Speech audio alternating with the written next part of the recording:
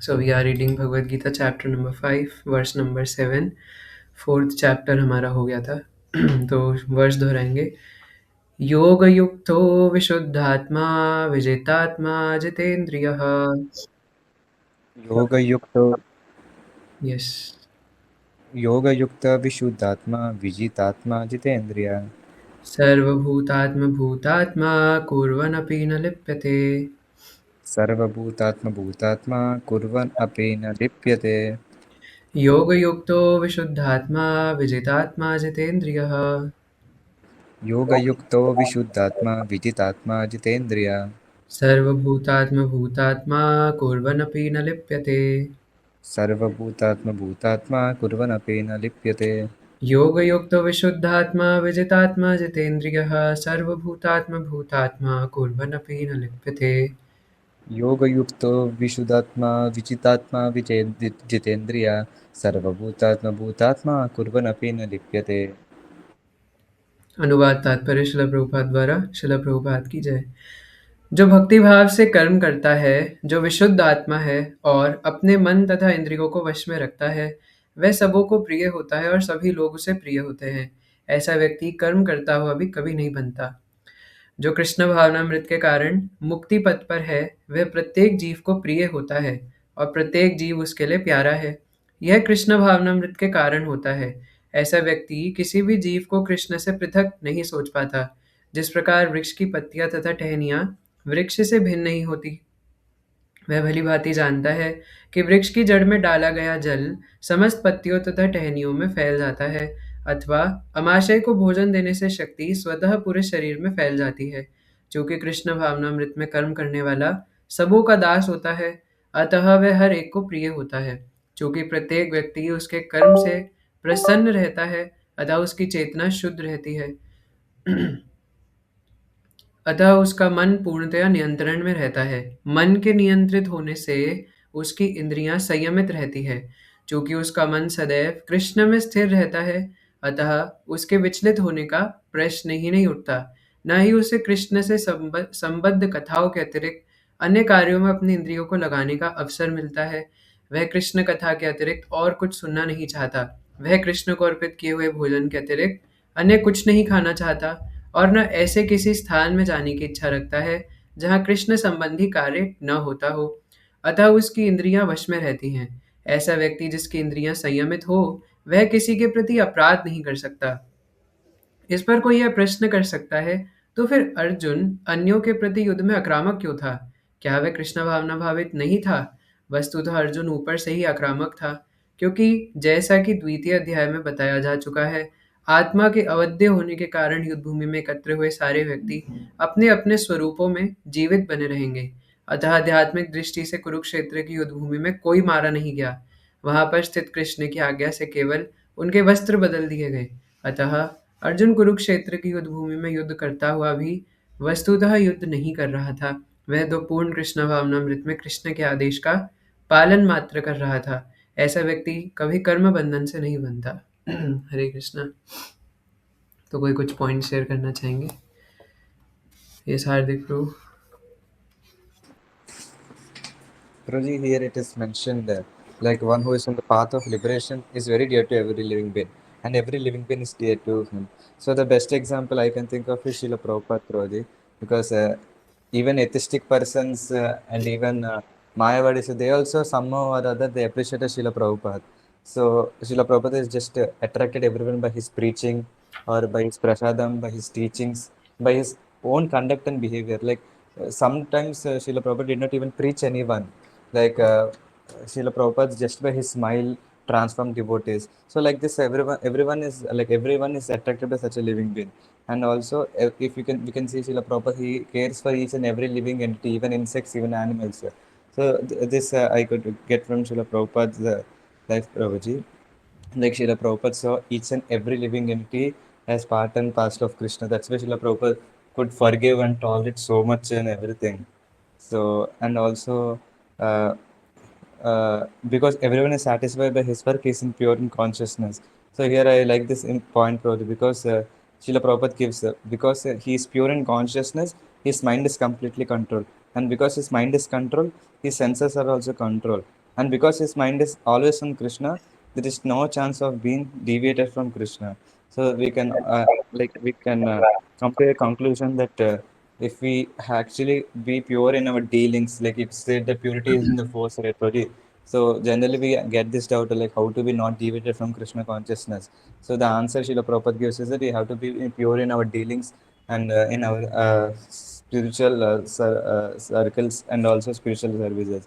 So this is what I understood, Prabhuji. And here, in the last, Srila Prabhupada actually, what we say, concluded by, like there is a misinterpretation of Bhagavad Gita. Like this Bhagavad Gita is actually providing non-violence, but at the same time, it is saying that one has to. I mean, the Bhagavad Gita is what we say is supporting violence, but at the same time, Krishna is saying to be non-violent in the qualities of a sadhus. So here, Srila Prabhupada mentions that Arjuna is only superficially killing.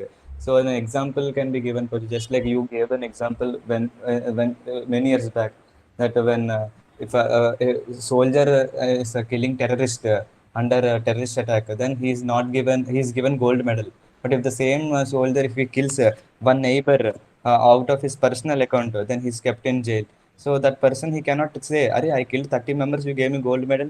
Now I just killed only one man, you kept me in jail." But Srila Prabhupada mentioned that it is the authority which has made Arjuna given the what is it is the authority. The government officials gave that soldier that right. So he is uh, given gold medal. But the same government authority did not give any authority. So he is kept in jail. So that is the position of Arjuna Prabhuji. So this is what I understood from this sloka. I will say. Okay, Hare Krishna.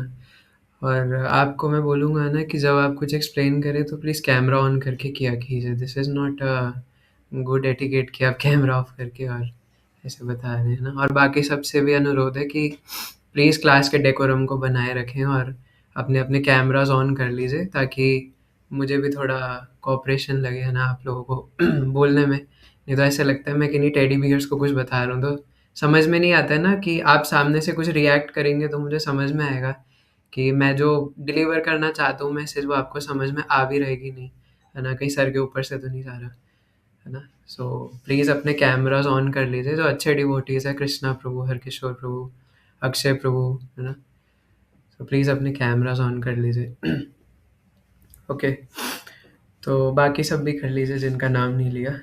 तो ये 5वें अध्याय में भगवान से अर्जुन पूछते हैं, शुरू में अर्जुन क्वेश्चन पूछ रहे हैं कि भगवान पहले आपने मुझे बोला कि सब कुछ छोड़ दो, है ना, रिनाउंस हो जाओ, सब कुछ रिनंसिएट कर लो, संन्यास ले लो, है ना। पहले श्लोक में कहते हैं कि पहले आप मुझसे कर्म त्यागने के लिए कहते हैं और फिर कहते हैं कि भक्ति पूर्वक कर्म करो।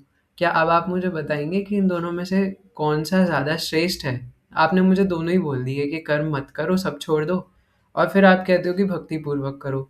तो क्या ज़्यादा सही है? तो भगवान अर्जुन को कहते हैं कि अर्जुन, दोनों ही पथ मुक्ति की तरफ ले जाएंगे, दोनों ही पथ अल्टीमेटली उसी डेस्टिनेशन को ले जाएंगे, लेकिन दोनों में से कर्म छोड़ने से ज़्यादा भक्ति पूर्वक किया गया काम ज़्यादा अच्छा है। क्योंकि रेनंसिएशन या संन्यास लेना होता क्या है, ये भी ज़रूरी है। जैसे तीसरे अध्याय में भगवान अर्जुन से, उसका नाम भी कर्म योग था, इस अध्याय का नाम भी कर्म योग है, कृष्ण भावना भावित कर्म। तो तीसरे अध्याय में भगवान अर्जुन से कहते हैं, नियतम कुरु कर्म त्वम कर्म ध्यायो ही अकर्मणः शरीर यात्रा पि च तेन प्रसिद्ध यद अकर्मणः। कि जब तक हम लोग इस मनुष्य शरीर में है, कर्म तो करना पड़ेगा, है ना। इस शरीर का निर्वाह करने के लिए भी कर्म करना पड़ेगा, तो उससे तो बचा नहीं जा सकता। तो इसलिए तथाकथित संन्यास लेने से अच्छा है कि जो भी कर रहे हैं उसको भगवान से युक्त होकर के किया जाए, है ना। तो वही भगवान 5वें अध्याय से फिर पहले श्लोक से लेकर छठे श्लोक तक अर्जुन को बताए, है ना, कि किस प्रकार से काम करना चाहिए। क्योंकि संन्यास लेने का मतलब क्या है ना, संन्यास लेने का ये मतलब नहीं है कि इनर्ट हो जाए, पत्थर हो जाए या लकड़ी हो जाए, सब कुछ छोड़ करके बैठ जाए। Like there are so many sannyasis, Mayavadi sannyasis who says कि लीव एवरीथिंग, है ना, यू आर ज़ीरो, नथिंगनेस, है ना, सब कुछ शून्य है, कुछ नहीं है।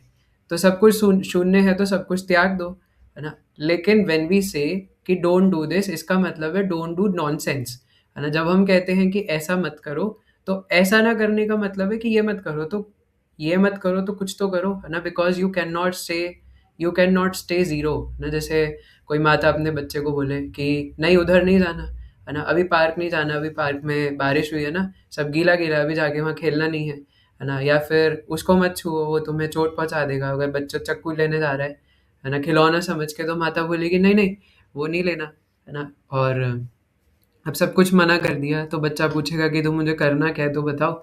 आपने मुझे बोल दिया खेलना नहीं है, आपने मुझे बोल दिया कि फ़ोन नहीं चलाना, पर करना क्या है ये तो बताओ?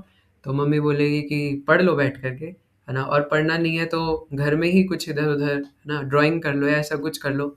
लेकिन इस प्रकार से बाहर नहीं जाना, फ़ोन नहीं चलाना, है ना? तो इफ यू आर सेइंग कि ऐसा नहीं करना, मतलब कुछ करना है, तो व्हेन वी से कि संन्यास, तो संन्यास का मतलब है कि कुछ ऐसी चीज़ें जो कि, जैसे इसको हम एक एग्जांपल से समझ सकते हैं, है ना? व्हेन वी से कि एनिमल्स और हमें फ़र्क क्या है ना? क्योंकि एनिमल्स भी eating, sleeping, mating and struggle for life, ये सब में लगे हुए हैं। तो जब हम ये कहते हैं कि उनका प्लेज़र और हमारा प्लेज़र इक्वल है, इसको ऐसे समझिए कि हम भी स्लीप वेल मैट्रेसेस पे सोते हैं और एक कुत्ता भी गली में सो रहा है, वो भी पूरे तरीके से सैटिस्फाइड है। कुत्ता कभी आकर नहीं कहता कि मुझे स्लीप वेल मैट्रेसेस दो, है ना? वो वहाँ पर सैटिस्फाइड है। और हम लोग पनीर टिक्का खा रहे हैं, पिज़्ज़ा खा रहे हैं, बर्गर खा रहे हैं, उससे हमारा पेट भर गया, हमारी टंग सैटिस्फाई हुई। और कुत्ते के लिए हो सकता है कि वो कुछ बिस्किट खा करके या किसी की हड्डी चबा करके वो उससे सैटिस्फाइड हो जाएगा। तो जो अमाउंट ऑफ सैटिस्फैक्शन है वो तो सेम है, भले ही खाने की चीज़ें अलग-अलग हो। हमारे लिए हमें वो टेस्टी लग रहा है, अब चाइना के लोगों को साँप भी टेस्टी लगेगा, है ना? जैसे आप चाइना में जाओ तो वो सब कुछ खा जाते हैं, है ना? जैसे गाड़ी चलने वाली रोड पे गाड़ी को छोड़ कर के और आसमान में एयरप्लेन को छोड़ कर के, ऐसी कोई चीज़ नहीं है जो चाइना में लोग छोड़ देते हो। चाहे उड़ने वाला हो, चाहे चलने वाला हो या रेंगने वाला हो, वो सब पका के खा जाते हैं। और वहाँ पे जो मरा हुआ जानवर होता है ना, उसको तो वेजिटेरियन मानते हैं, है ना? नॉन-वेज तो वो उसको मानते हैं जो ज़िंदा है। मतलब ज़िंदा कोई साँप चल रहा है, तो ज़िंदा साँप को उठाकर खा देंगे। ज़िंदा कोई क्या कहते हैं फ्रॉग है, तो उसको ज़िंदा का ज़िंदा खा देंगे, तो उसको वो नॉन-वेज समझते हैं। और बाकी जो मर गया उसको तो वेज मानते हैं कि उसमें तो प्राण नहीं है, अब तो वो वेज है, तो उसको भी खा लेते हैं, है ना? तो अब हमारे लिए प्लेज़र कुछ और है टेस्ट का, उनका टेस्ट कुछ और है, but the amount of pleasure, the amount of satisfaction is same, है ना? ऐसे ही एनिमल्स में और ह्यूमन्स में भी यही है। ईटिंग तो दोनों कर रहे हैं, है ना? इसलिए प्लेज़र तो सेम ही है, चाहे भले ही खाने की चीज़ें अलग-अलग हो। सो एक ही तरीके से रहे हैं, है ना? तो इसलिए सोने का प्लेज़र भी एक ही है, भले ही कोई जंगल में सो रहा हो, कोई रोड पे सो रहा हो या कोई बेड पे सो रहा हो या कोई नीचे चटाई बिछा के सो रहा हो। ऐसी सेक्स लाइफ़, है ना? तो इवन पिजन, तो जैसे पिजन जैसे जो बर्ड्स हैं और कई सारे मंकीज़ जैसे एनिमल्स हैं, वो एक ही दिन में 50 से ज़्यादा टाइम्स बार, है ना, सेक्सुअल एक्टिविटीज़ में एंगेज्ड होते हैं। तो वो तो इतना ज़्यादा ये सब करते हैं, है ना? इसी प्रकार ह्यूमन्स भी उसी चीज़ में एंगेज्ड होते हैं। तो वो प्लेज़र भी सेम है। तो इसलिए व्हेन वी से कि डोंट डू दिस, इसका मतलब है कि डोंट बिकम एन एनिमल, है ना? एक एनिमल की तरह, एक पशु की तरह हमें जीवन नहीं बिताना है। सो व्हेन वी से रेनाउंस लाइफ, है ना, कि हमें संन्यास लेना है। संन्यास का मतलब है कि जब जो बकवास चीज़ें हैं, इसको छोड़ के we have to become a human, है ना? जैसे जब जब शिला प्रभुपाद अमेरिका गए थे, तो कई लोग उनसे रिपोर्टर आके पूछते थे, "Swami ji, why have you come here? Do you want to become a god?" है ना? क्या आप ये बताने आए हो कि आप भगवान हो? तो शिला प्रभुपाद कहते हैं, "no, I have not come here to preach Hindu, Muslim और है ना, या फिर क्या कहते हैं क्रिश्चियनिटी, ये सब का प्रचार मैं नहीं करने आया। I am here to preach how to become a human, ना मैं आप सबको सिखाने आया हूँ कि इंसान कैसे बना जाता है। तो इसलिए ये भगवान अर्जुन को बताते हैं कि कर्म को त्यागने से अच्छा है कि भक्ति के द्वारा युक्त होकर के कर्म किया जाए, है ना? तो इससे पिछले वाले श्लोक में, छठे श्लोक में भगवान ने अर्जुन को बोला कि भक्ति में लगे बिना अगर कोई सभी कर्मों को त्याग देता है, तो वो इस प्रकार सुखी नहीं बन सकता। लेकिन अगर कोई भक्ति में लगे रहकर विचार से विचार करके, और विचारवान व्यक्ति जब इस प्रकार अपना काम करता है, तो ज़्यादा सुखी रहता है। अब अर्जुन के मन में मानो प्रश्न आया हो, है ना, कि जब भक्ति करनी है, तो अब वो युद्ध क्यों करेगा भई? अगर वो युद्ध करेगा, तो क्या वो बंधन में नहीं लगेगा? तो भगवान अंतर्यामी है, जानते हैं, इसलिए आज के श्लोक में उत्तर देते हैं कि जो भक्ति में लगा रहता है, वो कैसे अपना काम इस प्रकार से करता है कि वो बंधन में बंधता ही नहीं है। तो भगवान कुछ सिम्पटम्स बताते हैं, क्या? योग युक्तो विशुद्धात्मा विजितात्मा जितेंद्रियः। भगवान कहते हैं कि वो योग में युक्त रहता है। अब योग का मतलब क्या होता है? योग मतलब जुड़ना, है ना? 2 चीज़ें जब आपस में जुड़ रही है, तो उसको योग कहते हैं। अब किससे जुड़ना है? योग से किस चीज़ से युक्त होना है ना? तो जब हम भगवान के साथ युक्त होकर के कर्म करते हैं, तो इसको कहते हैं योग युक्त, है ना? भक्ति योग से युक्त होना। अब कोई बोले, क्या आप कैसे कह सकते हो कि भक्ति योग की ही बात हो रही है? क्यों भगवान छठे अध्याय में खुद कहते हैं, योगिनाम अपि सर्वेषां मद्गतेन अंतरात्मना, है ना? कि सभी योगियों में वो योगी सबसे सर्वश्रेष्ठ है, जो मुझ में मन लगाता है। योगिनाम अपि सर्वेषां, है ना? सभी योगियों में, सर्वेषां सभी योगियों में कौन श्रेष्ठ है? जो मुझ में मन लगा करके और मेरे लिए कोई भी कार्य करता है। तो इसलिए वही योग युक्तों का मतलब है कि जो अपनी बुद्धि को मुझ में लगा करके मेरे लिए कार्य करता है, योग युक्तो। फिर आगे कहते हैं विशुद्ध आत्मा, जो कि विशुद्ध का यहाँ पे 2-3 शब्दों से बना है, वि, शुद्ध और आत्मा, है ना? तो वी का मतलब है कि विशेष रूप से शुद्ध हुआ हुआ, सिर्फ शुद्ध नहीं, विशेष रूप से शुद्ध हुआ हुआ आत्मा, या आत्मा यहाँ पे बुद्धि के लिए भी प्रयोग किया जा सकता है ना? आत्मा का मतलब सिर्फ ये नहीं होता कि वो सोल के लिए या सेल्फ के लिए है। संस्कृत में आत्मा के कई सारे मीनिंग होते हैं अलग अलग कॉन्टेक्स्ट में। तो यहाँ पे आत्मा का मतलब है बुद्धि। तो योग युक्त, है ना, भगवान से युक्त होकर के करता है। और विशुद्ध आत्मा, उसका सिम्टम क्या है? कि वो विशुद्ध हुआ हुआ होता है, उसकी बुद्धि विशुद्ध होती है। अब विशुद्ध बुद्धि के लक्षण क्या है? तो भगवान 18वें अध्याय के 30वें श्लोक में बताते हैं, 18.30 में, प्रवृत्तिं च निवृत्तिं च कार्ये भये बन्धमोक्षं च या वेत्ति बुद्धि स पार्थ सात्विकी। जो बुद्धि सतोगुणी है, जिसके द्वारा मनुष्य यह जानता है कि क्या करणीय है और क्या नहीं है, किससे डरना चाहिए और किससे नहीं, क्या बांधने वाला है और क्या मुक्ति देने वाला है। तो जो सतोगुणी होता है, जिसकी इंटेलिजेंस, जिसकी बुद्धि सतोगुणी है, उसको पता है कि क्या करना सही है और क्या करना नहीं सही है, क्या कर्म बांधेगा और क्या कर्म नहीं बांधेगा। ठीक है? और जो बुद्धि रजोगुण में होती है, जो बुद्धि धर्म तथा अधर्म, करणीय तथा अकरणीय कर्म में भेद नहीं कर पाती, यानी इन सिंपल टर्म्स, जिसको ये नहीं पता कि क्या करना सही है और क्या करना गलत, और जो कुछ भी करना चाहता है, उसकी इंटेलिजेंस कैसी है? मोड ऑफ पैशन में है, राजसी है। और जो बुद्धि मोह तथा अहंकार के वशीभूत होकर अधर्म को धर्म और धर्म को अधर्म मानती है, वह सदैव विपरीत दिशा में प्रयत्न करती है, वह तामसी है। जो इंटेलिजेंस मोड ऑफ इग्नोरेंस में, उसका क्या लक्षण है? कि ऐसा व्यक्ति साधु को राक्षस मानता है और राक्षसी व्यक्ति को साधु मानता है ना? जैसे अभी जितने भी बड़े बड़े पॉलिटिशियंस हैं और कितने सारे करप्ट लोग हैं, है ना, उनको लोग ऐसे मानते हैं कि, या कई लोग ऐसे बोलते हैं, मेरे पति मेरे देवता हैं, है ना, हमारे तो राजा जी हमारे देवता हैं, या हमारे पॉलिटिशियन हमारे देवता हैं, है ना? कोई फ़र्क नहीं पड़ता कि वो क्या कर रहे हैं, क्या नहीं। और जैसे हम ये भी देखते हैं, है ना, कि इवन और कहीं क्या देखना है, महाभारत में भी हम ये चीज़ देखते हैं, धृतराष्ट्र के केस में, या कितनी सारी जगह पे हम प्रेज़ेंट टाइम्स में भी ये देखते हैं कि किन्हीं के फैमिली मेंबर्स में कोई ऐसे हैं जिन्होंने कुछ गलती करी है और उनको जेल जाना चाहिए, है ना? लेकिन वो सोचते हैं कि अरे नहीं, ये तो हमारे फैमिली मेंबर्स हैं, इन्हें हम कैसे जेल भेज सकते हैं? तो वो उनको अच्छा मानते हैं, है ना? लेकिन अगर कोई साधु होंगे, वो कुछ भगवद गीता ला करके देंगे, डिस्ट्रीब्यूट करेंगे, तो बोलेंगे, अरे! ये चोर है, ये पैसे कमा के बाहर अमेरिका भेजते हैं। तो ऐसे जिनकी बुद्धि तामसी होती है, जिनका मोड ऑफ इग्नोरेंस में, इग्नोरेंट है ना वो लोग, क्योंकि वो समझ नहीं पाते कि सत्य क्या है, क्या सत्य नहीं है। तो जो सत्य होता है उसको झूठ मानते हैं और जो झूठ है उसको सत्य मानता है। असत्येरसत्य करिमानी, है ना? निताई पद कमला में आता है ना, कि जो असत्य था उसको सत्य करके माने हैं हम इस संसार में।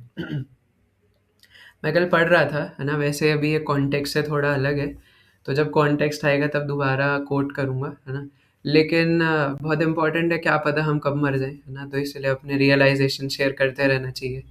तो आप लोग तो व्हाट्सएप ग्रुप में पता नहीं क्या-क्या भेजते रहते हैं, है ना? मैं कम से कम अपने रियलाइज़ेशन तो शेयर कर ही सकता हूँ। तो मैं पढ़ रहा था, है ना, कि महाभारत में वन पर्व के अंदर ऐसा आता है कि यमराज जी युधिष्ठिर महाराज से पूछते हैं कि तुम्हें संसार में सबसे चकित करने वाली बात क्या लगती है? तो युधिष्ठिर महाराज कहते हैं, हे यमराज, मैं आपको क्या बताऊँ? सबसे ज़्यादा चकित करने वाली बात मुझे संसार में ये लगती है कि व्यक्ति देख रहा है कि उसी के सामने उसके सगे-संबंधी मर रहे हैं। व्यक्ति देख रहा है कि मेरे कितने सारे सगे-संबंधी ऑलरेडी जा चुके हैं। राम नाम सत्य है, खुद जा कर के बोलता है राम नाम सत्य है। और ये भी देख रहा है कि बचपन से, ये भागवतम में भी आया है, अतः कबीरनामसु, है ना, 2 2.2 2.6 और 7 वाले वर्ष में बताया है भागवतम में, कि व्यक्ति ये भी देख रहा है कि मैं बचपन से अलग-अलग प्रयासों के द्वारा सुख उपभोग करने की कोशिश कर रहा हूँ, प्रकृति पर प्रभुत्व जताने की कोशिश कर रहा हूँ, लेकिन मेरे सारे प्रयास विफल हो रहे हैं। मैं खुश हो नहीं पा रहा हूँ, है ना? और ये भी देख रहा हूँ कि बार-बार जितना सुख एक-एक दिन जितना सुख बटोरने की कोशिश कर रहा हूँ, नहीं मिल रहा, है ना? लेकिन जब भक्ति करता हूँ, ये भी जीवात्मा देखता है ना? कि जब भक्ति कर रहा हूँ, सुबह जल्दी उठ रहा हूँ, साधना कर रहा हूँ, मंगला आरती कर रहा हूँ, तो प्रसन्नता हो रही है। लेकिन इस सब में सिर्फ़ पढ़ाई करने में और पीएचडी होल्डर बनने में, है ना? या स्त्री प्रसन्न करने में या धन संग्रह करने में, ये सब कर रहा हूँ तो प्रसन्नता नहीं मिल रही है। ये जीवात्मा भी समझ रहा है, इतने सारे लोग मेरी आँखों के सामने मर रहे हैं। लेकिन इसके बाद भी व्यक्ति ये सब छोड़ कर के हरिनाम नहीं करता, नारायण का नाम नहीं लेता। इससे ज़्यादा आश्चर्यचकित करने वाली बात क्या ही हो सकती है? ऐसा युधिष्ठिर महाराज कहते हैं ना महाभारत के वन पर्व में। मुकुंदमाला स्तोत्र के अंदर भी ऐसा आता है ना? राजा कुलशेखर भी ये चीज़ कहते हैं कि बड़ी आश्चर्यचकित करने वाली बात है कि सबको मरते हुए सामने देख रहे हैं, लेकिन फिर भी व्यक्ति नारायण नाम को स्वीकार नहीं करता। अंत है नारायण स्मृति, है ना? अजामिल की कथा सुनते हैं। चलो अगर ये सब कथाओं को कोई नकली भी मानता है, तो भी अपने जीवन में देख सकता है कि मैं दुखी हूँ। तो इसलिए विशुद्ध आत्मा कौन है? जो अपनी बुद्धि को अविशुद्ध आत्मा फिर से वही हुआ, है ना? विशुद्ध आत्मा यहाँ पे विशुद्ध बुद्धि है इसका मतलब, है ना? जिसकी इंटेलिजेंस प्योर है। तो क्योंकि वो योग युक्त है, भगवान के लिए सब कुछ कर रहा है ना? योग युक्त मतलब कि वो जितने भी कर्म कर रहा है, वो भगवान के लिए कर रहा है। तो उसकी इंटेलिजेंस शुद्ध है, इसलिए उसको पता है कि क्या सही है और क्या गलत है, क्या करना चाहिए और क्या नहीं करना चाहिए। और अगर नहीं पता, तो भगवान से पूछे, है ना? और भगवान की बात नहीं समझ में आती, इसलिए भगवान के रिप्रेजेंटेटिव से पूछे, है ना? जो गुरुजन है, वो फिर बताएँगे कि भगवान क्या चाहते हैं कि हम क्या करें, है ना? So we have to ask, है ना? नॉट टू अपने हिसाब से कुछ करने के बजाय वी हैव टू आस्क कि हमारे लिए क्या सही है। फिर 2 हो गए योग युक्त और विशुद्ध आत्मा। फिर कहते हैं तीसरा विजित आत्मा, है ना? विजित आत्मा का मतलब है कि जिसका मन अपने संयम में है ना? जो अपने अब जो भगवान से युक्त है, जिसके इंटेलिजेंस प्योर है, तो मन तो ऑटोमैटिकली भगवान में ही लगा रहेगा। और भगवान कहते भी है ना, यतो निश्चलति मनश्चंचलम अस्थिरम। इसी अध्याय में बोलेंगे कि मनुष्य की बुद्धि जहाँ कहीं भी विचरण करती है, उसको चाहिए कि वो ज़बरदस्ती उसको खींच के और वापस मेरी सेवा में लगाए। जैसे हम एग्ज़ाम्पल भी देते हैं कि एक पालतू कुत्ता है ना? और वो थोड़ा नॉटी है और अब आप कुत्ते को घुमाने ले गए और बेल्ट से आपने क्या बोलते हैं उसको, लेश से पकड़ रखा है आपने, और वो कुत्ता गंदी जगह मुँह मारने जा रहा है, तो आप ज़बरदस्ती उसको खींचोगे, "नो टॉमी, नो" है ना? "उधर नहीं जाना, गंदी है वो जगह, छी, छी, छी" है ना? "No, no." तो ऐसे करते हैं। या फिर कोई छोटा बच्चा भी होता है, तो वो भी अगर कोई गंदी चीज़ पकड़ने जाता है, तो उसको कहते हैं, "नो" है ना? गंदी है वो चीज़, स्टॉप। तो इस प्रकार करते हैं। तो उसको ज़बरदस्ती कुत्ते को खींच करके वापस लाते हैं ना अपने पास, है ना? उधर नहीं जाना। तो वैसे ही हमारा मन उस नॉटी ना उस गंदे कुत्ते के समान है, जिसको पता नहीं कि क्या सही है, क्या नहीं। तो बुद्धि को हमें शुद्ध करके, क्योंकि ये सब सीक्वेंस में है ना, बुद्धि, मन और इंद्रियाँ, है ना? इंद्रियाँ, मन और बुद्धि। बुद्धि सबसे बड़ी है। तो अगर बुद्धि की ही बैंड बजा रखी है, अगर बुद्धि का ही गेम हो रहा है, तो मन और इंद्रियों का तो बैंड बजेगा ही बजेगा, है ना? अगर बुद्धि को ही नहीं पता, इंटेलिजेंस को ही नहीं पता, अगर इंटेलिजेंस ही ग्रसित है कि क्या सही है, क्या गलत है, तो वो मन को भी वही ऑर्डर देगी कि डू रॉन्ग। और जब मन को गलत ऑर्डर देगी, तो इंद्रियाँ भी फाइनली गलत जगह पर जाएँगी, है ना? तो इफ़ वी वांट कि इंद्रियाँ सही जगह पर जाए, तो अपनी इंटेलिजेंस को भगवान की सेवा में लगाना पड़ेगा। अब जिस प्रकार योग युक्त है, जो सब कुछ भगवान के लिए ही करता है, उसकी इंटेलिजेंस प्योर है, क्योंकि वो उसको भगवान के चरणों में ही लगा कर रखता है। इसलिए विजित आत्मा, माइंड तो ऑटोमेटिकली कंट्रोल हो जाएगा इंटेलिजेंस प्योर होने से, है ना? तो वो माइंड को और अगर इधर-उधर कहीं जाएगा भी, तो ज़बरदस्ती उसे खींच करके वापस योग युक्त करेगा, है ना? भगवान की सेवा में लगाएगा। और सेवा का मतलब है कि जो भी हम कार्य कर रहे हैं, उसको भगवान से युक्त होकर के करें, ये सोच के कि ये कृष्ण की प्रसन्नता के लिए कर रहा हूँ। अभी हम इस पॉइंट पर भी आएँगे। फिर चौथा सिम्पटम है जितेंद्रिय, है ना? जितेंद्रिय का मतलब तो आपको पता ही है, जिसने इंद्रियों को जीत लिया हो, है ना? जैसे अर्जुन को भी भगवान कई बार जितेंद्रिय कहते हैं, है ना? भगवान को भी जितेंद्रिय कहते हैं। जिसने अपनी इंद्रियों को वश में कर रखा है ना? जैसे कई लोग कहते हैं कि मैं अपने मन का राजा हूँ, मैं तो वो करता हूँ जो मेरा मन कहता है ना? तुम मन के राजा नहीं हो, तुम मन के दास हो, क्योंकि तुम वो कर रहे हो जो मन कहता है। अब मन तो जैसे क्या बोलते हैं उसको? इंट्रूसिव थॉट्स, है ना? कभी आप किसी 10वें माले की बिल्डिंग पर गए हो, 10th फ्लोर की बिल्डिंग्स पे, है ना? मेरे साथ तो कई बार ऐसा होता था और वहाँ से नीचे देख रहे हो और मन कह रहा है कूद जा, है ना? थोड़ा कुछ एक्सपेरिमेंट करके देखते, कूद जा। इंट्रूसिव थॉट्स, है ना? और सही में कूद गए, बोले मैं तो अपने मन की करता हूँ, जो मेरा मन कहता है ना? हाथ में ब्लेड आया, थोड़ा काट के देख लूँ, है ना, कैसे लगता है एक बार मैं भी, है ना? इंट्रूसिव थॉट्स तो क्योंकि मन ने कहा तो मैंने कर दिया। तो मन तो ऐसे कई सारी चीज़ें बोलता है ना? किसी ने हमें कुछ गाली दे दी, मन बोलेगा कि इसका मर्डर कर दे, तो कर देंगे क्या? है ना? किसी को मेंटल डिसऑर्डर है, उसका मन बोले कर दो मर्डर, तो कर देगा क्या? तो इसलिए मन की बात मानना, अब चलो मैं तो थोड़े एक्सट्रीम एग्जांपल्स दे रहा हूँ, आप सोचे होंगे कि ऐसा थोड़ी ना होता है ना? पर हमारा मन हमें इवन हमारी पढ़ाई से या कोई भी चीज़ हो उससे भी भटकाता है। अल्टीमेटली हमारा मन हमें भगवान से भटकाता है और हम उसको भटकने देते हैं, है ना? तो अल्टीमेटली मन भटकता है तो फिर इंद्रियाँ भी इधर-उधर जाती हैं। इंद्रियों के द्वारा ही हम भगवान से भटकते हैं, है ना? तो क्योंकि वो योग युक्त हो गया, इंटेलिजेंस प्योर हो गई, फिर मन प्योर हो गया, फिर वो इंद्रियाँ भी हर जगह भगवान की सेवा में लगाएगा। कैसे वाउज़ लेके कि मैं जो भी देखूँगा, सिर्फ़ भगवान से संबंधित देखूँगा और कुछ नहीं देखूँगा। इन आँखों का प्रयोग मैं सिर्फ़ किस लिए करूँगा? अच्छी चीज़ें देखने के लिए। और अच्छी चीज़ होती क्या है ना? क्योंकि जब हम कई बार कहते हैं ना, जो कुछ लोग भक्ति नहीं करते, कई लोगों का ये भी आर्ग्यूमेंट रहता है कि मैं भक्ति नहीं करता पर मैं अच्छा इंसान हूँ, है ना? तो मेरा प्रश्न ये है कि आपको कैसे पता कि आप अच्छे इंसान हो, है ना? किस डेफ़िनेशन से आप कह सकते हो कि आप अच्छे इंसान हो? नहीं, वो जी मैं अपना काम जो है वो प्योर तरीके से करता हूँ, क्लीन तरीके से करता हूँ। मैं किसी के प्रति क्या कहते हैं विश्वासघात नहीं करता, मैं कोई चोरी-चकारी नहीं करता, मैं अपने मेहनत का कमाता हूँ, है ना? ये कई लोग कहते हैं मैं अपनी मेहनत का कमाता हूँ, मेहनत से काम करता हूँ। अरे तुमने मेहनत का कमाया बेवकूफ़ आदमी, पर ये प्रकृति भगवान की है ना? और जितना भी पैसा है वो भी भगवान का है। अगर तुम उसे बिना ऑफ़र करके अपने लिए यूज़ करोगे, तो वो कैसे चोरी नहीं हुई, है ना? क्योंकि जब तुमने उस व्यक्ति से पूछा नहीं, ठीक है, वो व्यक्ति कंपैशनेट है, वो व्यक्ति अपने आप दे रहा है, पर तुमने उनको थैंक यू तक नहीं बोला, तो तुम कैसे चोरी-चकारी नहीं कर रहे, है ना? वो चोरी है, अल्टीमेटली वो चोरी है क्योंकि तुमने भगवान को थैंक यू नहीं बोला, है ना? तो इसलिए कोई भी व्यक्ति की जो भगवान की सेवा में नहीं लगा, वो ये कह ही नहीं सकता।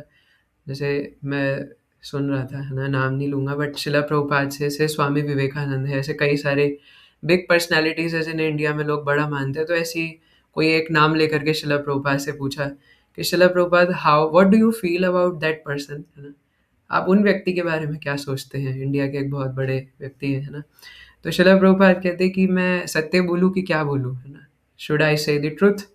तो कहते हैं यस शिला प्रभुपाद। तो शिला प्रभुपाद कहते हैं एवरी पर्सन, शिला प्रभुपाद भागवतम से कोट करते हैं और भगवद गीता से भी कोट करते हैं कि every person who is not Krishna conscious is a number 1 rascal, है ना? फिर चाहे उसने कितना ही कुछ बड़ा क्यों ना करा हो, चाहे उसने हमें एक बल्ब का आविष्कार किया हो, चाहे कुछ भी किया हो, है ना? If he is not Krishna conscious, क्या जब बल्ब नहीं था, तो क्या दुनिया चलती नहीं थी क्या? है ना? क्या दुनिया एकदम खत्म हो चुकी थी? क्या जब मतलब जितने भी इतने सारे इन्वेंशंस हैं, इतनी सारी डिस्कवरीज़ है, जब वो हुई नहीं थी तो क्या ये समाज चल नहीं रहा था, है ना? तो yes we are grateful to them, है ना? कि ठीक है, अब उसी के वजह से हम ये लैपटॉप है ना? ये इंटरनेट है, उसी की वजह से हम क्लास ले पा रहे हैं। So yes that is good. पर उन व्यक्ति के लिए तो वो गुड नहीं है ना? अल्टीमेटली जब तक वो कृष्णा कॉन्शियस नहीं बनेंगे, तब तक बार-बार repetitively cycle of birth and death में घूमना पड़ेगा, घूमना पड़ेगा, घूमना पड़ेगा, है ना? तो इस कारण से one who is not Krishna conscious is a rascal, ऐसा शिला प्रभुपाद कहते हैं। तो जितेंद्रियः, है ना? वो अपनी इंद्रियों को ही वाव लेता है कि मैं आँखों से सिर्फ़ और सिर्फ़ भगवान से संबंधित चीज़ें देखूँगा, है ना?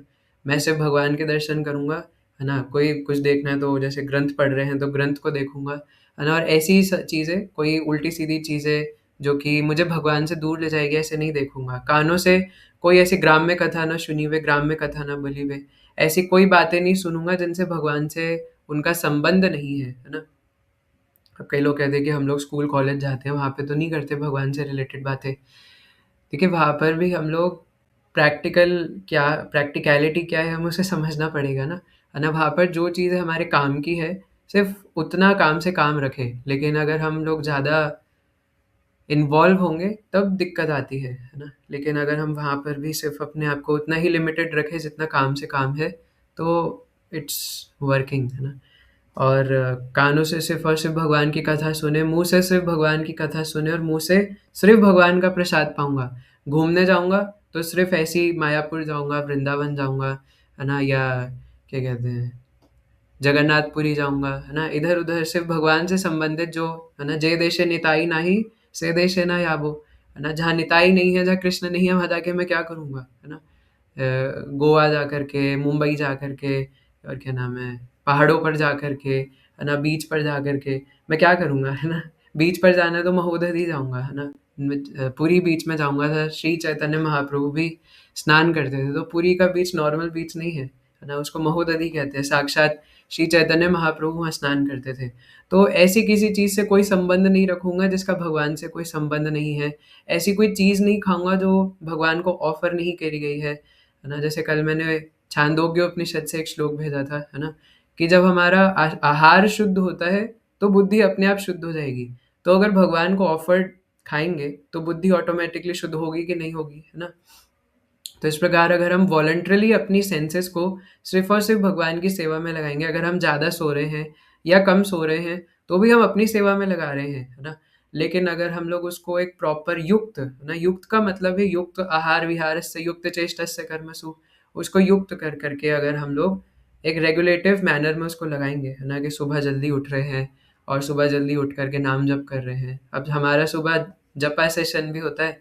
मैंने सोचा था कि शायद ये स्टार्ट करेंगे तो कई डिवोटीज़ आएँगे, लेकिन उसमें भी 1-2 ही डिवोटीज़ आते हैं ना, वरुण प्रभु आते हैं और हार्दिक प्रभु जी डेली आते हैं, बाकी 1-2 और डिवोटीज़ कभी-कभी आ जाते हैं, है ना? डेली कोई आता ही नहीं है, मैंने सोचा था शायद उसमें आएँगे तो सब आएँगे, बट क्या करें, है ना? कोई इस देखिए वैसे कॉन्टेक्स्ट से अलग है बट आप जानते हैं इस बात को, है ना? श्रील प्रभुपाद स्ट्रिक्टली सेड कि if you are not waking before 5:30 AM, you are not going back to Godhead in this very life time, है ना? अगर आप सुबह 5:30 बजे के 1 मिनट बाद भी उठ रहे हैं, तो ये मतलब कॉन्टेक्स्ट ये है कि अगर आप सुबह जल्दी ब्रह्म मुहूर्त में नहीं उठ रहे, अगर आप 5:30 बजे के बाद उठ रहे हैं, तो we are not going back to Godhead in this life time, है ना? अब तो धीरे-धीरे सर्दी भी कम हो रही है ना? At least we have to wake up at least 6 AM, है ना? 5:30 एएम, इतना तो 6 एएम भी बहुत ज़्यादा हो जाता है ना? तो इसलिए हमें जल्दी उठ कर के नाम जप करना चाहिए, है ना? तो जब इस प्रकार से रेगुलेटिव मैनर में रहते हैं, सेंसेस अपने आप कंट्रोल में रहती है, तो न सुबह उठ कर के नाम जप करेंगे, सिर्फ़ भगवान को ऑफर्ड प्रसाद पाएँगे। जब सिर्फ़ भगवान को ऑफर्ड प्रसाद पाएँगे, तो कॉन्शसनेस और माइंड इंटेलिजेंस ऑटोमैटिकली प्योर हो जाएगा, है ना? क्योंकि आहार शुद्ध है, तो बुद्धि शुद्ध हो जाएगी, है ना? और इसी प्रकार से सिर्फ़ भगवान की कथाएँ सुनेंगे, तो अंदर सिर्फ़ अच्छी चीज़ें भरेंगी, है ना? जो चीज़ अंदर डालेंगे, वही तो चीज़ अंदर रहेगी। तो अगर अंदर कचरा डालेंगे, तो कचरा ही बाहर निकलेगा फिर, है ना? जो यहाँ से अंदर डालेंगे, वो यहाँ से बाहर निकलेगा। अगर यहाँ से कृष्ण कथा डालेंगे, तो यहाँ से भी कृष्ण कथा निकलेगी। पर यहाँ से गाली, उल्टी-सीधी बातें डालेंगे, तो इधर से भी वही निकलेगा, है ना? तो इसलिए जितेंद्रिय तो 4 चीज़ें क्या? जो योग युक्त है, जो सिर्फ़ मेरे लिए सब कुछ करता है, उसकी इंटेलिजेंस प्योर हो जाती है, विशुद्ध आत्मा, विजित आत्मा उसका माइंड फिर कंट्रोल में रह कर के प्योर रहता है और जितेंद्रिय ऐसा व्यक्ति की सेंसेस कंट्रोल रहती है। अब 5वां सर्वभूतात्मा भूतात्मा, क्योंकि वो ये सारे 4 सिम्पटम्स उसके अंदर है, तो इसलिए हर कोई व्यक्ति उसको पसंद करता है और ऐसा व्यक्ति बाकी सबको पसंद करता है। जैसे यहाँ आत्मा का जो ट्रांसलेशन दिया श्रील प्रभुपाद ने, वो दयालु दिया है ना? जैसे हमारे अगर आप पैर में चोट लग गई, आप चलते-चलते गिर गए, घुटना छिल गया, तो इमीडिएटली हमारे शरीर के जितने भी अंग हैं, वो घुटने की सेवा में लग जाएँगे, है ना? कि उसको चोट लग गई, मन बार-बार बोलेगा, उधर ध्यान जाएगा कि घुटना छिल गया, उसका ध्यान रखना है ना? और हाथों से बार-बार ट्राई करेंगे कि उसपे कुछ लगे ना, है ना? जिससे और ज़्यादा दर्द ना हो और उसपे मरहम पट्टी करेंगे, कुछ अलग-अलग, है ना? बोरोप्लस या कुछ तो लगाएँगे, क्रीम वगैरह, पट्टी करेंगे, तो पूरी तरीके से उसकी सेवा करेंगे। तो क्योंकि एक जीवात्मा ये जानता है कि संसार में जितने भी जीवात्मा हैं, बाकी जीवात्मा, वो सभी कृष्ण के बच्चे हैं, कृष्ण के दास हैं। तो इसलिए ऐसा जीवात्मा सिर्फ़ अपने बारे में नहीं सोचता, है ना? दूसरों को भी प्रिय करके मानता है और इसलिए सभी के कल्याण के बारे में सोचता है। एक जो भक्त होता है भगवान का, वो सभी के कल्याण के बारे में सोचता है ना? जैसे आप में से भी कुछ डिवोटीज़ को सेवा दी गई थी कि आप भगवद गीता के वर्सेस दूसरे डिवोटीज़ को पढ़ाइए, है ना? लेकिन सिर्फ़ सिर्फ़ हरकिशोर प्रभु जी उस सेवा को करते हैं ना, बाकी कृष्णा प्रभु, रोहित प्रभु, है ना? एक सेवा करते नहीं हैं ध्यान से। तो कैसे हमारे अंदर वो दया का भाव आएगा जीवात्माओं के प्रति, है ना? तो ये सेवा इसलिए थी क्योंकि हम लोग ऐसे तो बुक रीडिंग करते नहीं, तो इसलिए एंश्योर करने के लिए दी गई थी कि जिनको सेवा दी गई है वो भी बुक रीडिंग टाइम पे करें, और जो वॉलंटियर्स दूसरों को वॉलंटियरिंग करेंगे वो लोग भी बुक रीडिंग टाइम पर करें, है ना। पर कोई चाहता ही नहीं कि हमारा कल्याण हो, ना अपना कल्याण करना चाहते हैं और ना जीवात्माओं का कल्याण करना चाहते हैं, है ना। तो बाकी चीज़ें हमारे पास करने के लिए समय है, टाइम पास करने के लिए समय है ना? लेकिन भगवान, अरे वो तो कर लेंगे, है ना? इस जन्म में क्या ही है, गिटार बजाने के लिए समय है ना? और क्या कहते हैं, इधर-उधर खाने-पीने के लिए समय है ना? लेकिन और व्हाट्सएप ग्रुप में उल्टे-सीधे मैसेजेस करने के लिए समय है, लेकिन जीव कल्याण, जीवे दया, नहीं उससे क्या लेना-देना है ना? अपने ऊपर जीवे दया, भले अपने ऊपर ही दया कर ले, दूसरे के ऊपर तो बात की बात है, लेकिन नहीं, जीव दया से क्या मतलब है? भक्ति थोड़ी ना, है ना? हम तो टाइम पास एंटरटेनमेंट करने आए हैं, है ना?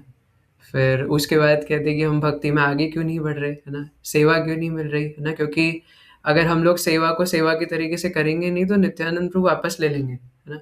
मैं एक बार पहले भी कहा था कि सेवा देने वाले नित्यानंद प्रभु हैं, बलराम जी हैं। अगर हम उसको आदर नहीं करेंगे, तो बलराम जी अपने आप सारी सेवा निपटा सकते हैं, है ना? तो वो तो कंपैशन करके दया के साथ हमें वो दे देते हैं कि ठीक है, इनका भी उद्धार होगा कुछ, इसलिए देते हैं, है ना? तो इसलिए जो व्यक्ति इस प्रकार विशुद्ध है, योग युक्त है, सब कुछ कृष्ण के लिए ही करता है। 18वें अध्याय में भी भगवान ये कहते हैं, जैसे अर्जुन है ना? अर्जुन तो युद्ध कर रहे थे, जैसे यहाँ तात्पर्य में भी बोला कि अर्जुन कृष्ण भावना भावित थे, लेकिन वो तो दूसरों को मार रहे थे। तो क्या इसका ये मतलब है कि अर्जुन भक्त नहीं थे? नहीं, है ना? तो जैसे हार्दिक प्रभु भी बता रहे थे कि अगर कोई मिलिट्री आर्मी पर्सोनल, है ना, किसी आतंकवादी को मार रहा है, टेररिस्ट को मारे, तो वो गलत नहीं है ना? क्योंकि उसने धर्म पूर्वक उसको मारा है ना? वो उसका काम था और उसने अपने अथॉरिटी के कहने पर मारा है। लेकिन वहीं पर एक आर्मी पर्सोनल अपने सिटी में जाकर के ऐसी किसी से, है ना, क्या कहते हैं, सनकवश किसी दूसरे को मार दे, तो he have to go to jail, है ना? चाहे वो कितना ही बड़ा पर्सोनल हो या कोई भी हो, चाहे वो हमारे इंडियन आर्मी के वरुण प्रभु हो या कोई भी हो, है ना? कितना ही बड़ा वो कॉर्नेलन क्यों ना हो, ब्रिगेडियर ही क्यों ना हो, है ना? अगर वो ऐसे किसी को मारेगा, तो जेल जाना पड़ेगा, है ना? तो अर्जुन क्योंकि भगवान के कहने पे ऐसा कर रहे थे, और अर्जुन तो पहले ही बाबा जी बनना चाहते थे, अर्जुन को उनसे कोई घृणा थी ही नहीं। अब कोई बोले नहीं मुझे भी और किसी से घृणा नहीं है, मैं भी किसी को मार देता हूँ, है ना, जा कर के। तो ये भी भगवान, है ना, संस्तुत नहीं करते, क्योंकि भले ही हम जीव आत्मा हैं, आत्मा के स्तर पे कोई मरेगा नहीं, लेकिन क्योंकि हम बॉडीली प्लेटफ़ॉर्म पर हैं, तो हमें अपने आप को और बाकी सबको बॉडीली प्लेटफ़ॉर्म पर ही देख के और उनके साथ व्यवहार करना है ना? लेकिन यहाँ पे क्योंकि उन लोगों के कपड़े गंदे हो गए थे, तो भगवान कहते हैं, "अर्जुन, इनके कपड़े ज़रा चेंज कर दो।" है ना? तो उनके शरीरों को बदल दिया, है ना? बस इतना सा काम किया अर्जुन ने भगवान के कहने पे। तो क्योंकि भगवान के कहने पे किया, तो इसलिए उनको लगा नहीं। इसलिए जो ऐसा व्यक्ति सिर्फ़ भगवान के कहने पे सब कुछ करता है, उसका क्या होता है, कुर्वन् अपि न लिप्यते, जिसके अंदर ये 5 सिम्पटम्स है क्या? जो भगवान से योग से युक्त होकर के, यानी भगवान से युक्त होकर के करता है, यानी कि भगवान ने ऑर्डर दिया है, इसलिए मैं कर रहा हूँ। अब इससे हम क्या सीख सकते हैं? जब भगवान कहते हैं तस्मात् सर्वेषु कालेषु माम अनुस्मर युद्धे च, कि अर्जुन युद्ध करते हुए भी और कोई भी कार्य करते हुए मेरा स्मरण करो। तो हमें कोई कार्य छोड़ना नहीं है, हमें हर कार्य में भगवान को लाना है कि हम जो भी कर रहे हैं, जो भी कार्य मुझे दिया गया है, वो मैं भगवान की प्रसन्नता के लिए कर रहा हूँ, है ना? अब ऐसे आप में से कई सारे स्टूडेंट्स हैं, तो मैं अपनी पढ़ाई कर रहा हूँ सिर्फ़ भगवान की प्रसन्नता के लिए, मुझे उससे अपना कोई लेना-देना नहीं है। Yes, obviously this is not very easy, है ना? जितना ये कहने में आसान लगता है ना? कहते हैं ना, आप जो कह रहे हैं वो कहने में और सुनने के लिए तो अच्छा है, बट वो प्रैक्टिकल नहीं है। Yes, it is practical but it's quite, है ना, डिफ़िकल्ट, क्योंकि हम लोग सरेंडर्ड नहीं है भगवान के प्रति, इसलिए हमें डिफ़िकल्ट लगता है। वेयर देयर इज़ लव, है ना, देयर इज़ नो डिफ़िकल्टी। अगर हमें भगवान के प्रति प्रेम होगा, तो हम ऑटोमैटिकली सरेंडर कर पाएँगे, है ना? तो इसलिए योग योग तो मतलब कि मैं भगवान के कहने पे ही कर रहा हूँ। तो मेरी पढ़ाई है, मैं उसको भगवान की प्रसन्नता के लिए कर रहा हूँ, एज़ अ ड्यूटी, ड्यूटीफुली मैं उसको कर रहा हूँ, है ना? लेकिन उससे रिज़ल्ट क्या आएगा, उससे मेरा कोई लेना-देना नहीं है ना? तो जो भी कर रहे हैं, लेकिन वो धर्मपूर्वक होना चाहिए, है ना? तो क्लीन होना चाहिए, है ना? ये नहीं कि कोई कसाई है, वो बोले कि मैं बकरा काट रहा हूँ, तो भगवान की प्रसन्नता के लिए काट रहा हूँ, है ना? ऐसा वो नहीं कह सकता। तो इसलिए योग युक्त जो भी करना है वो भगवान की प्रसन्नता के लिए और भगवान से युक्त होना चाहिए।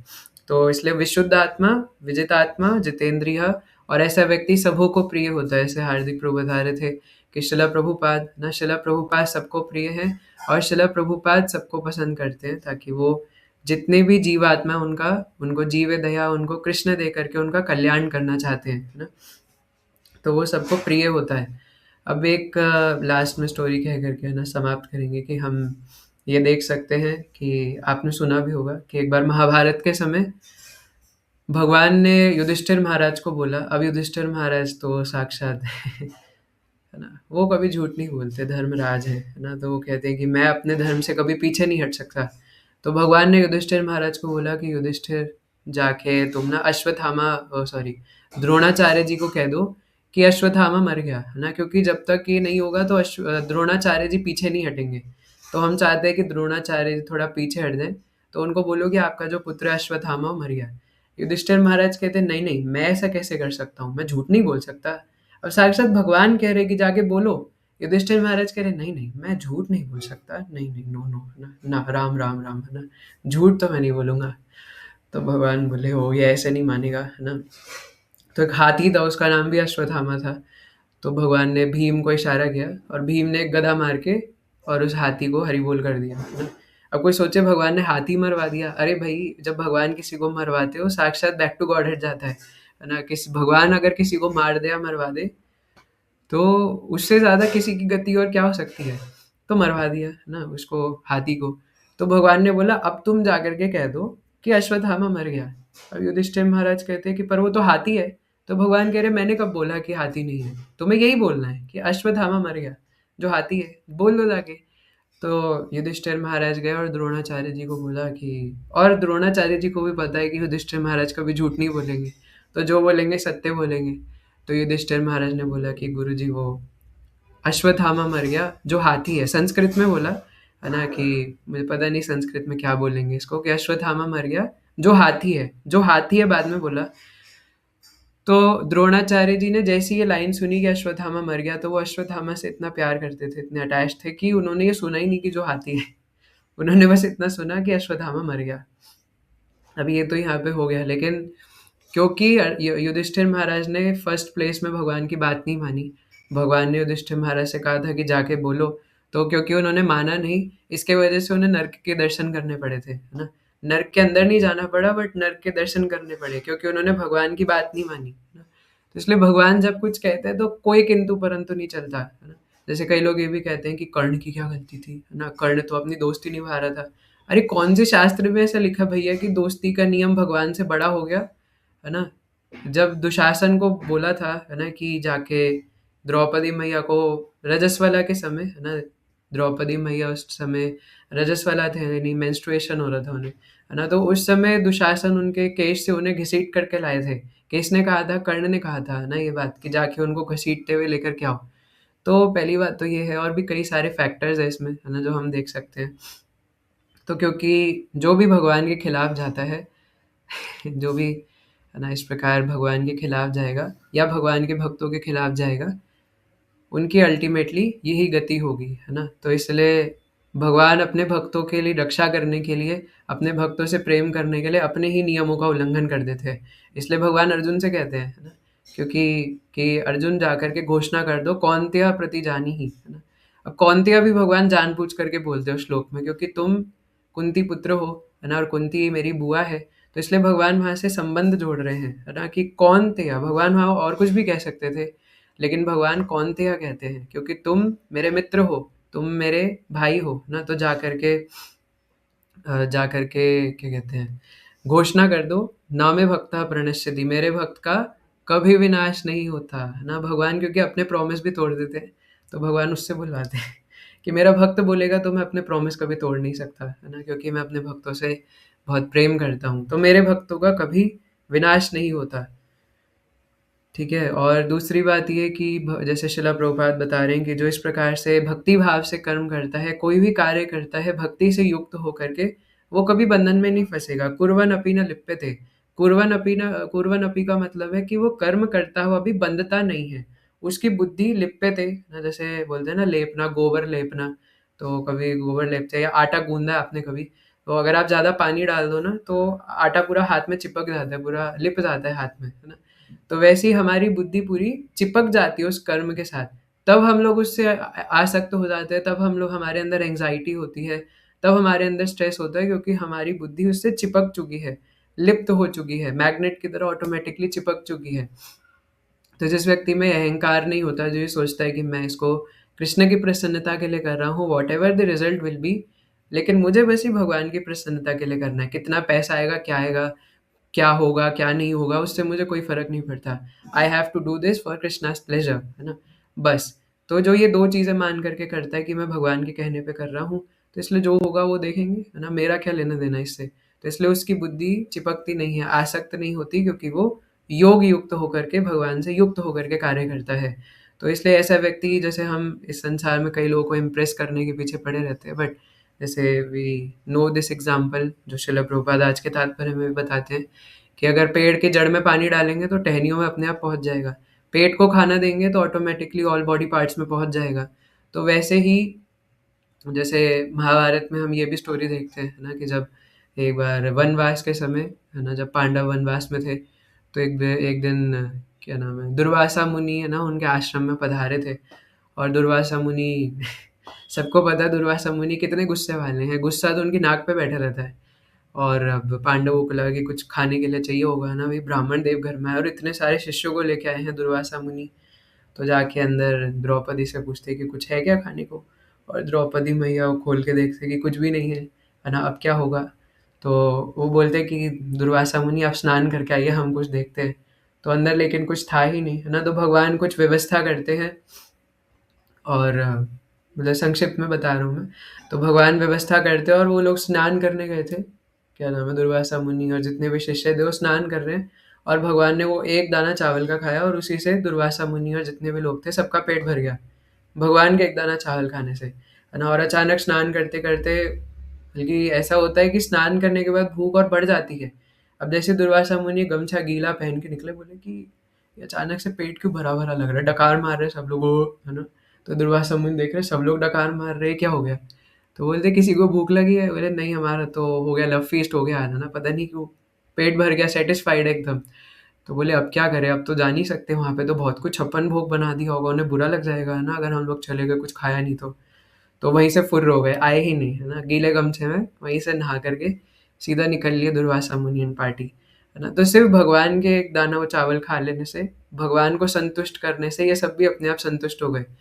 तो यही फंडा है ना। हम समझते नहीं हैं, बट समझना यही बात को है कि अगर भगवान को प्रसन्न कर दे, अगर भगवान को इम्प्रेस कर दे, तो बाकी सब प्रसन्न हो जाएंगे।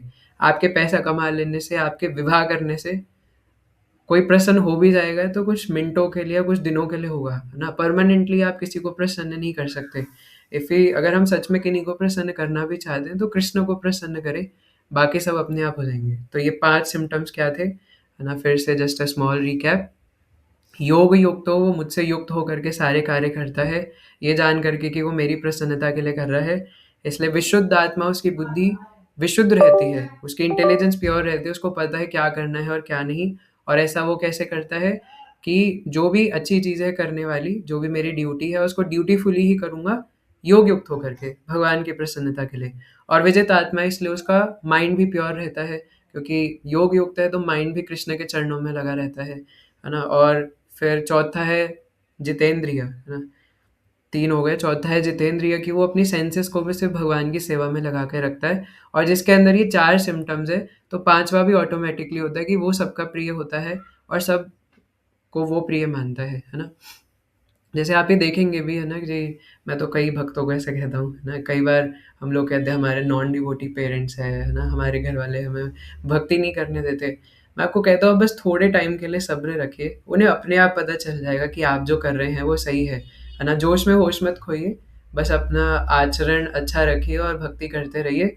कुछ समय बाद उन्हें खुद रियलाइज़ हो जाएगा कि ये जो कर रहे हैं वो सही कर रहे हैं, है ना।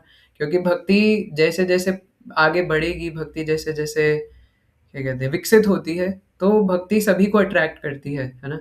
इसलिए कृष्ण सर्व आकर्षक है ना, तो कृष्ण की भक्ति भी सर्व आकर्षक है। तो जब आप भक्ति करेंगे ऑटोमेटिकली लोग अट्रैक्ट होंगे, है ना। तो और कोई नहीं भी इम्प्रेस हो रहा तो उससे हमें कोई फ़र्क नहीं पड़ना चाहिए। बाकी ये कहने के लिए पॉइंट है ना, कि धीरे-धीरे सब लोग अपने आप ही समझने लग जाएँगे कि this is the only truth, है ना, एंड दिस इज़ गुड, है ना, जो कर रहे हैं, सही कर रहे हैं। तो इसलिए वो सबों को प्रिय होता है और सभी लोग उसके प्रिय होते हैं का मतलब है कि वो किन्हीं के प्रति घृणा नहीं करता। अभी भगवान इसी अध्याय के 18वें श्लोक में बोलेंगे, विद्या विनय संपन्ने ब्राह्मणी गवि हस्तिनी, है ना? कि जो एक ब्राह्मण होता है, जो इस प्रकार एक भक्ति में लगा हुआ व्यक्ति होता है, भक्ति के द्वारा सभी कार्य करता है, वो एक हाथी को, एक चंडाल को, एक ब्राह्मण को सभी समान नज़रों से देखता है ना? तो इसलिए एक भक्त किन्हीं के प्रति घृणा नहीं करता, है ना? किन्हीं से कोई दुश्मनी नहीं मोल लेता कि वो मेरा ध्यान नहीं रख रहे तो मैं उनको ध्यान क्यों रखूँ, है ना? वो मेरे बारे में नहीं सोचते तो मैं उनके के बारे में क्यों सोचूँ, है ना? ऐसी की तैसी उन लोगों की तो। एक भक्त कभी ऐसे नहीं सोचता, है ना? तो वो तो जीवे दया करता है, वो तो बल्कि उल्टा सोचता है कि वो व्यक्ति अगर मुझे इस प्रकार गाली दे रहे हैं तो यानी कि उनके अंदर अभी भक्ति की कमी है, तो उसको तो दया आती है, वो तो भगवान से उल्टा प्रार्थना करता है कि काश ये भी भक्ति करे, काश ये भी सुधर जाए, काश ये भी एक अच्छे व्यक्ति बने। तो एक भक्त तो इस प्रकार सोचता है ना? तो अगर आप लोग अपने आप को भक्त मानते हैं, तो दूसरों के ऊपर भी जीवे दया दिखाइए, है ना?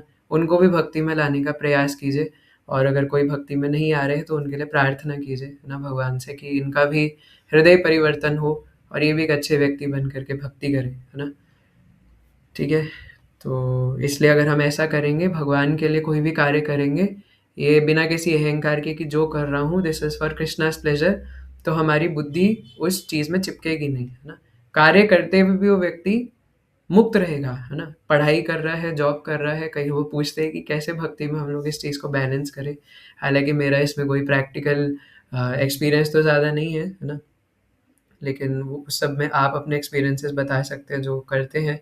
लेकिन यहाँ भगवान जैसा कहते हैं कि जो इस प्रकार करता है, मुझे स्मरण करते हुए मेरे लिए जो करता है, बस इतना मान करके कि मैं कृष्ण के लिए कर रहा हूँ, उसकी बुद्धि उसमें चिपकती नहीं है ना?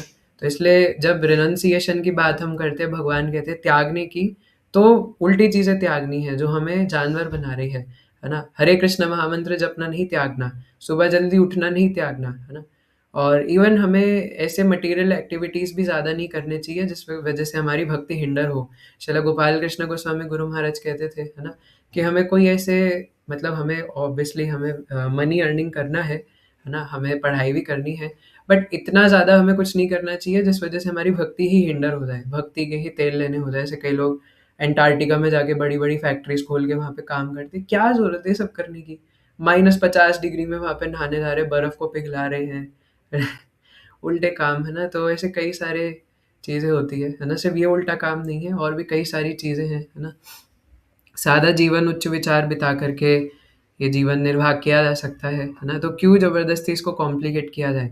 भागवतम में बताया गया है, दूसरे स्कंद के अंदर ही सुखदेव गोस्वामी कहते हैं कि जो व्यक्ति उस परम पद को जानता है, अपनी बुद्धि के द्वारा जो विचार करता है, जो उस परम पद को जानता है ना? वो कभी भी अपने जीवन को जटिल नहीं बनाता, क्योंकि वो उस परम पद को जानता है, तो वो भगवान के चरणों को अपने हृदय के अंदर रखता है ना?